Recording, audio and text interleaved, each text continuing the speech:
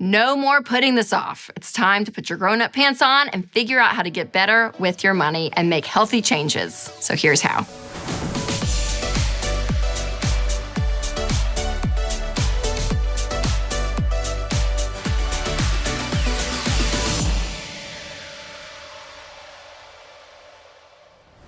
Hey everyone, welcome to the Rachel Cruze Show.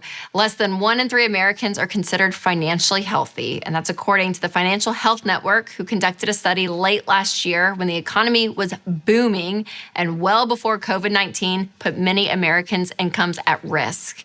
And this is a great time for you guys to reevaluate your financial health and a good time to look into your mental health too. So in today's episode, I'm going to go over 5 ways you can improve your financial health starting today.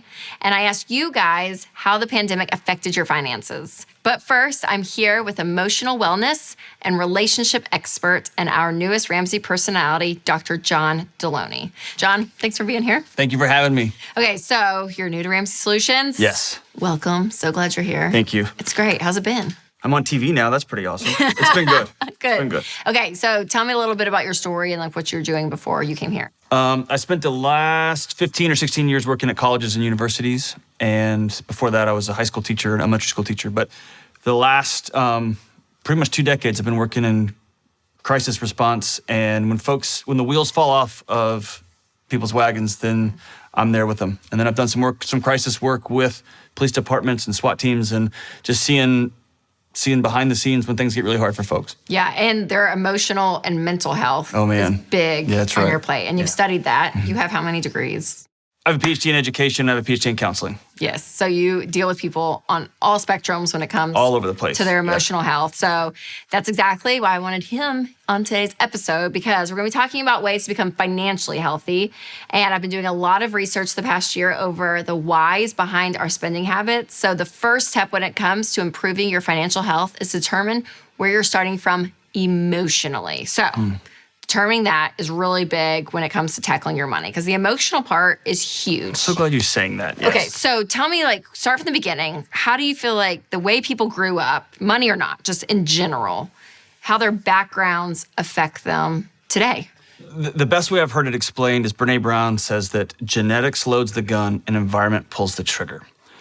Everything about how we react, how we experience holidays, the way we get angry, the way we get sad, the way we're happy, the way we spend money, all that is a result of partly how we're wired, but often how we see and experience our parents, our friends, our cousins, our church community, those people around us. And so it paints the picture of what life looks like, and then we just automatically live into that picture. And so much of those thoughts and actions and behaviors become automated.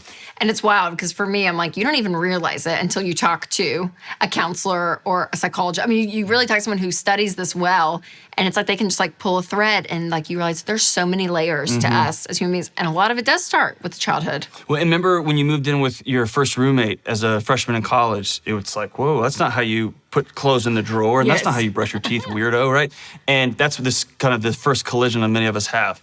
Or if you move to a new home, or you get a stepsister or a stepbrother, that's when you start to realize, whoa, the way I did it isn't the right way, it's just a different way. Yes, right? So good. Okay, so something you say that I love is that the 2 things you can control are your thoughts and your actions. So when it comes to people, when people hear that, how do you help change habits in people to really believe that and see that that's true? Often what I see folks trying to change habits is they focus on a destination, where they're gonna go, a goal, and they start doubling down on their actions. I want to lose weight, so I'm gonna work out, I'm gonna do this, I'm gonna do this, I'm gonna do this. And we forget that thoughts are automated too. And so thoughts are things that just pop into our heads all day long, and they often skew towards protecting us from other things, right? So we often focus on, I need to work out, I need to do this, I need to do this. We forget that. I grabbed a colleague's donut.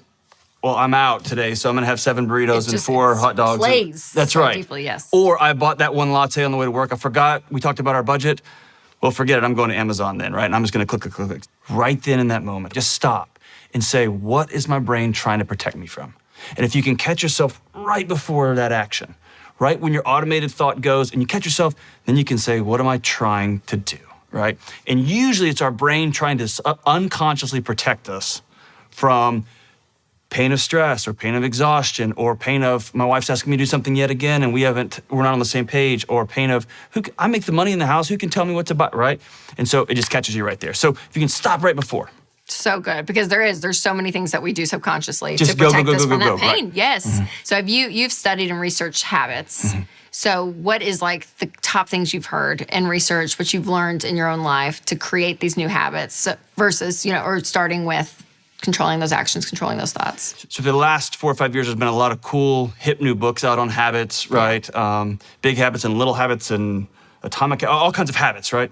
I like to think of habits on a bigger picture. So I like to look at the addiction literature and the choice theory literature and relationships and get a big picture. So here's a couple of things that when I think about changing habits, which is really changing automated thoughts and automated behaviors. The first thing is context is really important. So, for instance, if you and Winston are going to get in a disagreement and you get in the same, every time you have a disagreement, you sit at the same seat at the table. When you sit at that table and y'all look at each other, you automatically get into, right? That's why sometimes if you go hiking or you're on a road trip, you have these great deep conversations, same two people talking, same important things we're talking about, but the context has changed, right? So if we can get ourselves out of a context, that will help change behaviors. The second thing is, and this is really fun for a nerd, the liking part of our brain and the wanting part of our brain are different. And so I really like the idea of me with the six-pack abs, but my brain is saying, I want the gummy candy hit, the dopamine hit, right? Give me the pizza. Yes, yeah. I love the idea of being debt-free, but I want the dopamine hit of the retail therapy, right? And so we forget that, or we often don't know that those are two separate processes. And so if I can get to the wants, then it's different than the likes. The third thing is you can't break an addiction, you can't break a habit without a community. Often what you do is you end up trading one addictive behavior for another, right? So you have people that are credit card people, and then they get on the Dave Ramsey plan, and then they become lunatic, right? Like they'll karate chop the credit card out of your hand, right? So when you have a community, they can hold you accountable and they can be with you and walk alongside you.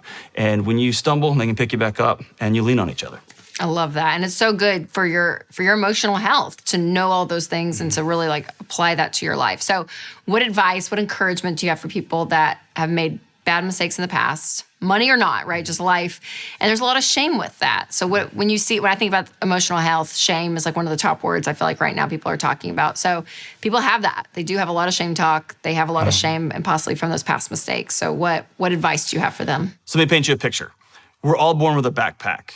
I've been a tall, handsome, super good-looking guy that was trying to be funny, but you didn't think I was just like, yes, John. That's cool. Yes. So have that self-confidence. Right. My parents are still married. I was raised in a Christian home. I was born in Texas, which is one of the greatest places on earth to live. All these things. So I had very few bricks in my backpack when I was born. I had many friends who came from broken homes or from abject poverty or whose parents were immigrants. They had lots of challenges. They came into the game with bricks in their backpack.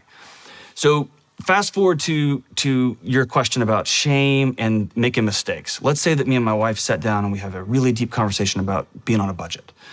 And then she's late getting home one night and I think, she's gonna make me do bedtimes again for the 5th night in a row. She's doing this on purpose and I get frustrated and we don't have any candy in the house because I'm trying to eat healthy now. And then I end up on Amazon and I click and I buy the thing, right? And so then I feel guilty. So think of guilt as I'm picking up a brick and it's heavy and it's uncomfortable. I should be picking up that brick because we made an agreement and I broke that agreement, okay? Shame is when I take that agreement and I put it in my own backpack and decide I'm just gonna carry this sucker around. And so what I tell folks in this situation is put the bricks down. And some of us to go full circle, some of us come from families where part of our identity is carrying as many bricks as possible. That's how we show how tough we are and how hard things are for us. And what I want to tell everybody is put your bricks down. Put them down. It's so good, John. I mean, seriously, on a range of levels, but I think it's so huge to start with where we are emotionally and grow from there. So thank you. Thanks for being on. All right, coming up next, let's talk about the next step in becoming financially healthy.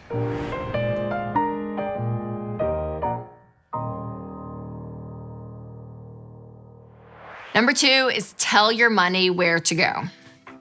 What does that mean? That means having a budget. Yes, I know you're not shocked by this that we're talking about it, but for real, you guys, you have got to live on a plan. You have to live intentionally. You're not gonna just wake up at retirement and be like, oh wow, I have millions of dollars, that was nice. No, it takes intentionality. That's for the short term and for the long term. And your budget is monthly, your plan, monthly of where your money's going, okay? So it's your income minus your expenses equals zero. That is a zero-based budget. Check out Every Dollar, our budgeting app, if you need some guidance. But for real, making sure that you are so purposeful with where every single dollar is going. That's how you're gonna win in the long term. And the great thing about a budget is a budget does not limit your freedom. A budget gives you freedom. It gives you permission to spend money on the things you value and what you want, because it's your budget. It's not my budget, it's your budget. So you get to sit down and say, oh, I want this category upped. And if you're married, your spouse has to agree and say, I agree with that, upping that category.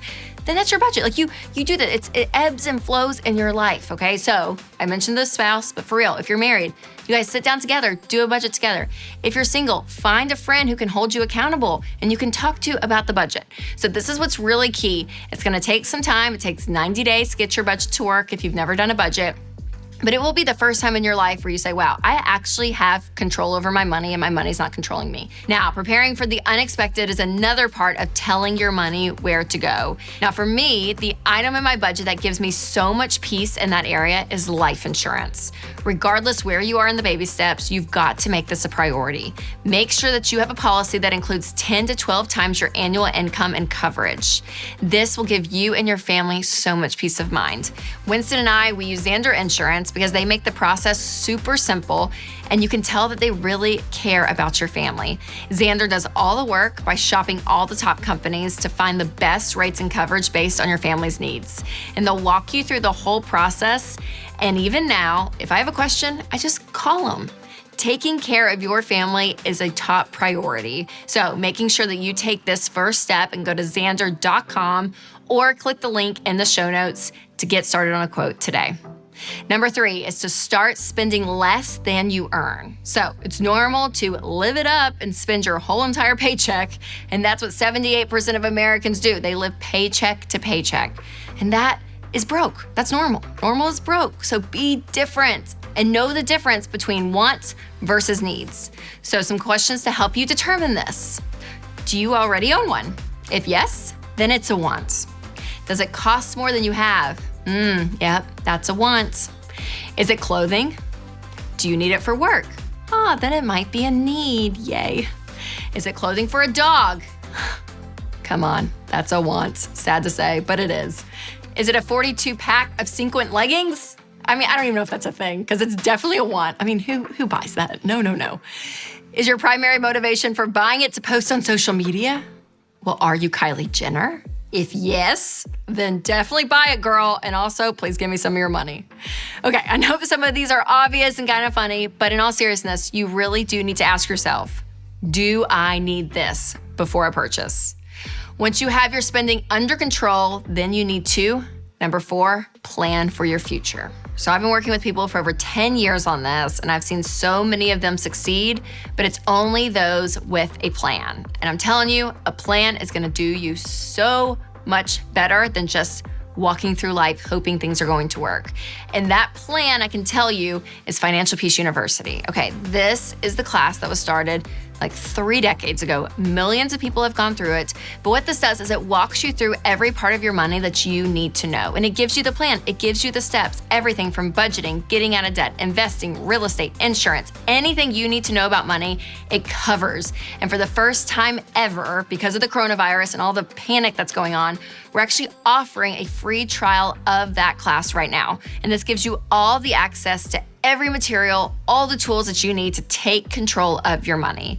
And just learn for the first time. Sit at home and say, you know what, I'm actually going to watch something that's gonna do better for my future than Netflix, even though I love Netflix. But this is something that's actually going to change your life. It's going to change your family tree. So make sure that you check it out, because there are millions of people that have gone through this class and it has helped them tremendously. But I don't want to be the only one telling you this. So in my Facebook community, so many people wrote in talking about how this pandemic was actually kind of eased the panic of it because they had their financial world in order. So Alexa said, for the first time, we have financial peace. We paid off $41,000 in debt and just finished our emergency fund before the virus hit. I'm a stay-at-home mom, and we had no idea how my husband's paycheck would be affected. It's so comforting to know that we had money all ready to go if something bad happens. I'm also due with baby number 2 in July, and we've been using some of the stay-at-home orders as a way to get stricter with our budget so that we can save on hospital bills. Our SUV brakes broke, and we had to replace our hot water heater all in the same week. We could pay for all of that in cash without even a second thought. So thankful for the work you and the rest of the Ramsey team does every day. Missy said, widow, single mom, work in the health field, so working 40 hours plus a week. Having my 6-month emergency fund made me feel warm and safe. I've been able to pay it forward and shop small businesses during this uncertain time. Julie said, I'm so thankful for our emergency fund. My husband was out of work for a month, but we were at peace financially. So far, we have not needed to touch it. In fact, we have been able to give generously during this time since we're on baby step 7. Marcia said, thank God for my emergency fund. I've had to dip into it multiple times since the pandemic. If it had not been there, I would be in credit card debts. I not only have been financially stable, but I have been able to help others during this time. You guys, isn't that crazy? I feel like anytime you heard someone talk about money, it was like they were stressed out and freaked out, because that's majority of Americans, but not every American. Not these people who said, you know what, 2, 3, 4, 10 years ago, they decided to actually take control of their money.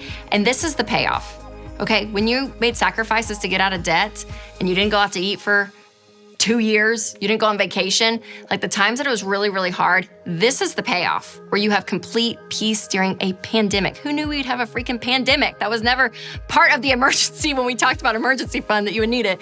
But that's what happens because life is going to happen. It's not if it's going to rain, it's when it's going to rain. So those of you out there that have won, congratulations, seriously, like this is why you did what you did. But those of you that haven't done this is not to shame you by any means. I want this to be your wake-up call. I want this to be the moment that you say, you know what? The pandemic of 2020 was the time that I said, I'm done. I'm done being stressed. I'm done buying a bunch of stuff on debt. I'm done living without a plan. I'm done. I'm actually going to take control of my money. You drew that line in the sand. And the great benefit of doing that is not only are you able to help your family, but you're able to be extremely generous. Did you hear that thread through all those posts? Yes, they were being generous, which leads us to the final 5th step of being financially healthy, and that is to become a generous person. This foundation will change you in more ways than one, but the act of giving, it changes your relationship with money and everyone around you. Living generously with an open hand keeps your money in the proper perspective because it blesses you, but it also blesses everyone involved. It will move you on the spectrum from being selfish to selfless. Plus, people who give are generally happier and less stressed because giving actually releases oxytocin in your brain. Yeah, it's like addicted, like a drug. So let me challenge you. This month, give 10% of your income away. Yeah, I'm serious. You can give to your local church, which is a tithe. You can give it to a family member who's affected by the recent job loss. You can give it to wherever you want to give. But just give, okay? Just try it. Generosity is a sign of someone who is working towards true financial health. So to recap, there are 5 ways to become financially healthy. Number 1, determine where you are starting from emotionally. Number 2, tell your money where to go. Number 3, start spending less than you earn. Number 4, plan for the future. And number 5, become a generous person. So please let me know your 2 takeaways here or in my official Facebook community. Thanks to Dr. John Delony for being here. Always love talking to him. And subscribe to my show on YouTube or wherever you listen to podcasts. And as always, make sure to take control of your money and create a life you love.